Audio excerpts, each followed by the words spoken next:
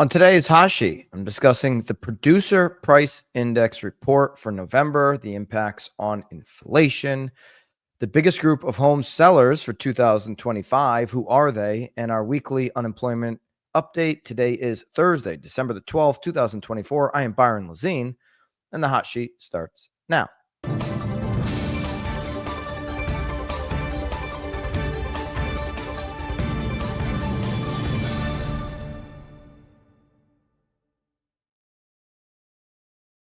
Welcome into this hot sheet. Let me know in the live chat which market you are tuning in from. Let me know if you came to the BAMIs yesterday. Thank you for everybody who attended the free virtual event. We had a halftime show with Neil Dingra. Of course, if you want to get access to that now, the only way would be to be a member of BAMX. Use code HOT to get 10% off of BAMX. Get full access to the Zudilio platform, which is helping agents all over get more listings today, compete with iBuyers. They partner with iBuyers partner with agents instead of other iBuyers that are trying to eliminate you. You get access to Zudilio through the BAMX platform, all of our done for you content, and also misses like the Neil Dingra keynote from yesterday.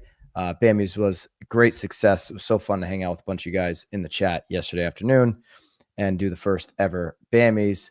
We'll continue to do that going forward into next year, a real award show as opposed to the fake ones. All right.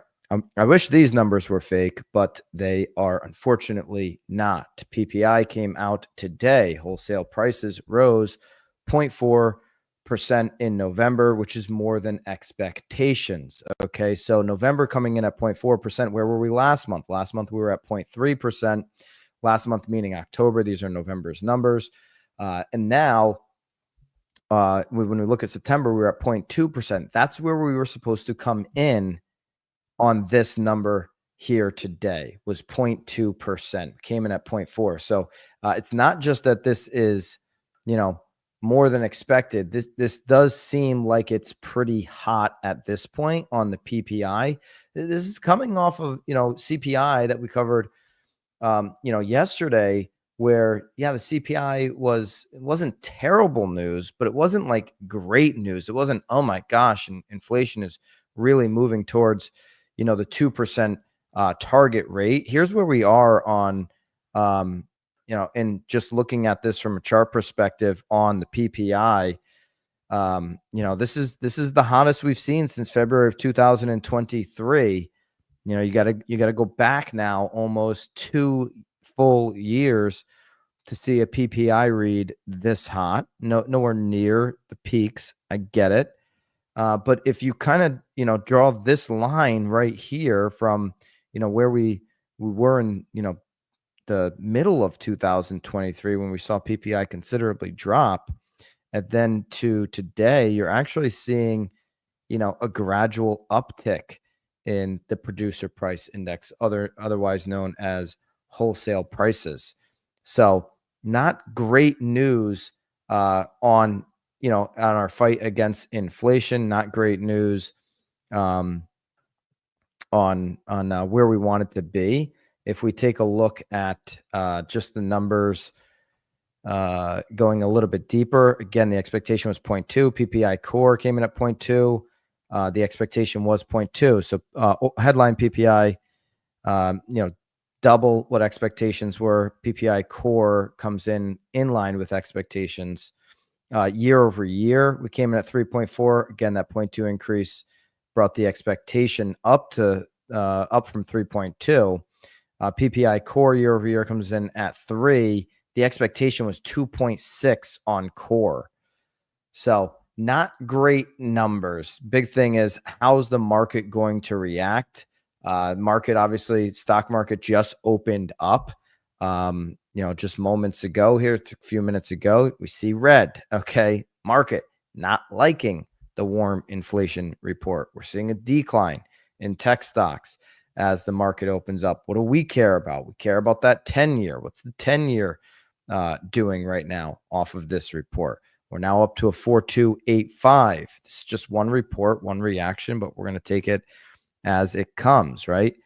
We were all the way up to 4.3 before the report, so probably expectations that this would come in a little bit hotter. You saw a decline down to 4.27. We're back up to 4.285. If we look at the last 5 days, this would be a high mark over the last week. If we look at the last month, we're well off of our bottom numbers there, where we saw the 30-year start to, get into a range where we like, closer to 6.5.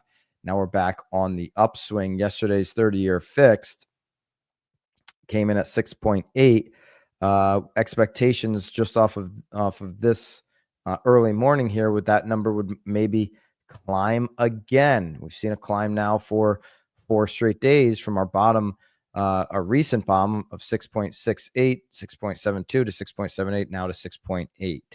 Okay. What does CME Group think? Remember yesterday when we looked at CPI rather, and you can go back and get the replay on Spotify or Apple or right here on YouTube. By the way, hit the thumbs up if you're getting value from the hot sheet and the content that we're putting out here on the YouTube channel. Make sure you hit subscribe and the notification bell below. But yesterday's CME Group said 99.9% chance that the Fed was going to cut next week when they have their FOMC meeting. Okay, we are still basically at that level, 98.1%. I was checking this as the PPI came out, and it got down to 94. I'm like, okay, is there going to be, a gradual decline as we go into the show? Obviously, this data came out at 8:30. It's now been an hour. I've seen this CME Group get down to 94, but now back up to 98, which is essentially where we were yesterday. So there's probably no fear, or it seems there's basically an almost certain chance, 100%, almost 100% chance of certainty rather, that we will see a Fed cut by a quarter point on next week's meeting. So that's the good news there. And again, there's more data if you want to dig into of the PPI. There's a 35-page PDF and all of that. Just wanted to extract what we need to know moving forward. But all that data, charts, and everything will be available for you inside of BAMX as always. Okay. Big question next year. Okay. Here's a big question for agents. Who will be selling? Who is going to be putting their house on the market? Okay. Where are the opportunities to target? I was on, I know I mentioned this yesterday. I was on X the other day. I think this was sometime yesterday. And I've been on X a lot. There's a lot of good conversations there, and there's a lot of good a lot of misinformed people as well. You can follow me on X at Byron Lazine. But this is a classic troll account here, Darth Powell. Love the name though, great name. Starting to see a lot of houses come up for sale.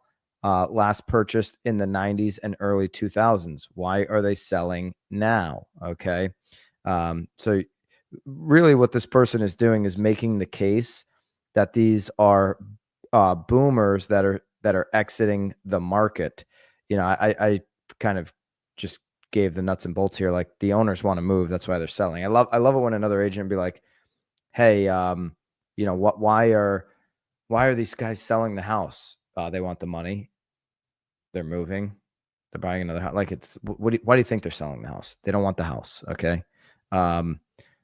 What do you think I'm going to say? There's something wrong with the house.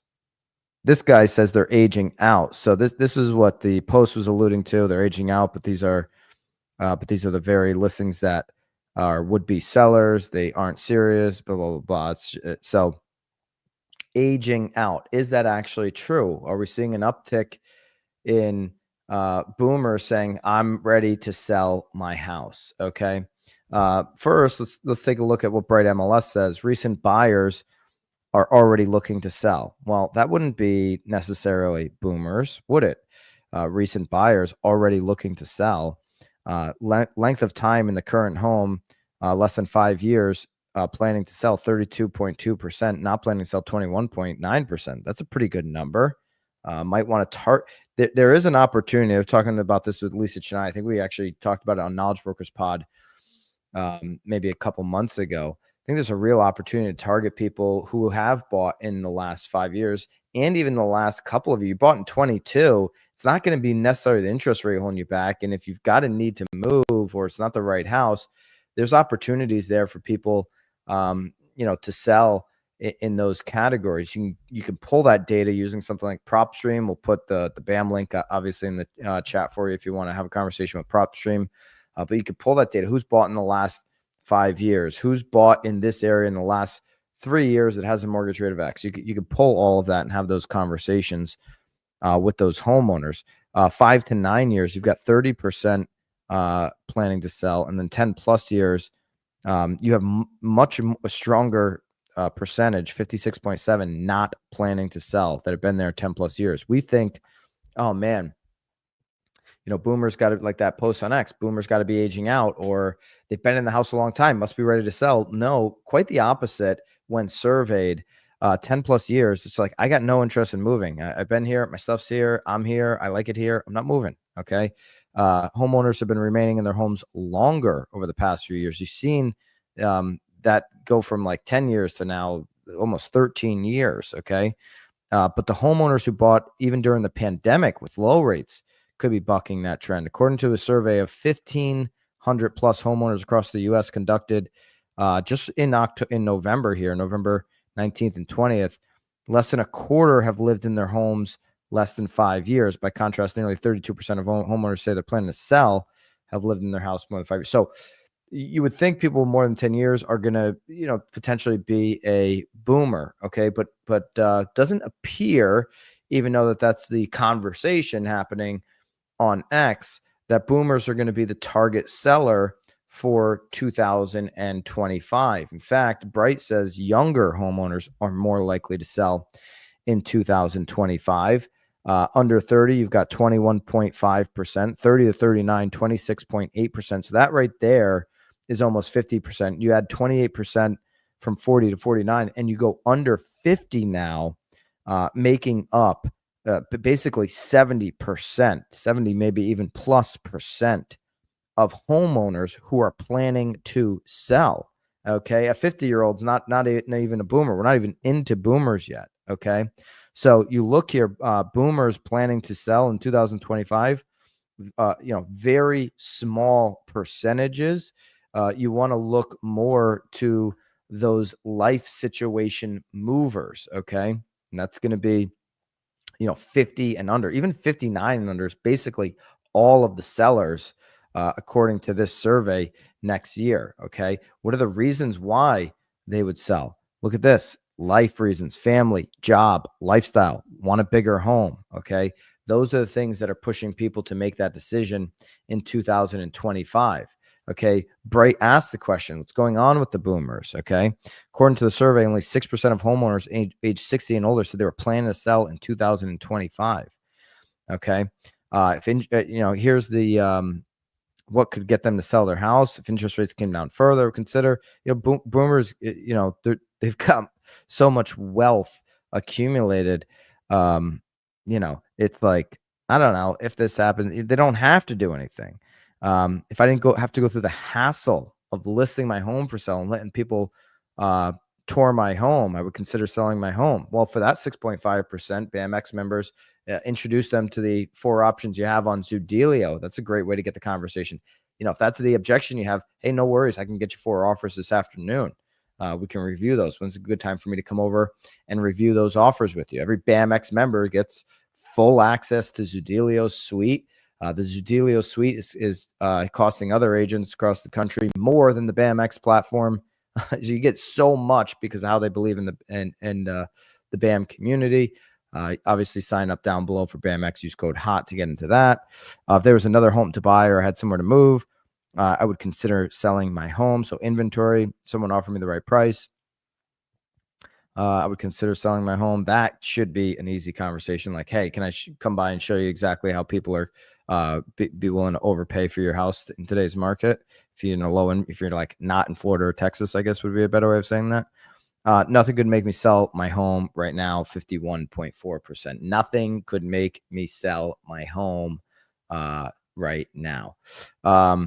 Realtor.com also reports this survey in a piece. Younger Americans who bought their homes during the pandemic will be 2025's biggest sellers. So if we're doing marketing campaigns, if you're targeting homeowners in your community, be thinking the last 5 years. Now, somebody who's been there 15 years might be a little bit of a mindset shift there, but that's what the data is showing us. Okay, data is also showing us right now that there is not only a hot PPI day, and this could actually help rates. Okay, but there's also a hot data on unemployment, a little bit hotter than expected anyways. Initial claims come in at 242,000. The expectation was 220,000.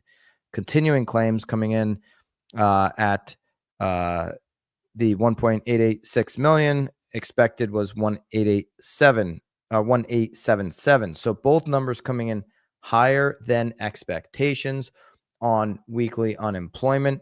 This also just released today at 8:30 a.m. It's an increase of 17,000 from the previous week's revised level. The previous week's level was also revised up from 1,000 to 224. The 4-week moving average was 224, 250, which is also an increase of 57.50. So unemployment now ticking up here in mid-December.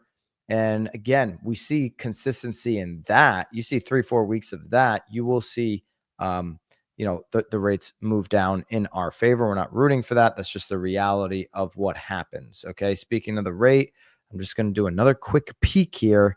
Yeah, CME still at 8.98%. So probably no fears there on what the Fed's going to do next week. We're watching obviously for the 10-year and looking forward to seeing, what happens with that later today and how that'll impact the 30-year. And I think jobs is more important to watch. So unemployment up a bit, definitely coming in hotter than expected. There's your update here for the last 24 hours as it relates to everything we need to know about housing and the economy that impacts the housing sector on this hot sheet. If you're getting value, again, subscribe to the YouTube channel and hit the notification bell. If you're on Spotify or Apple on the replays, love for you to consider leaving a review there.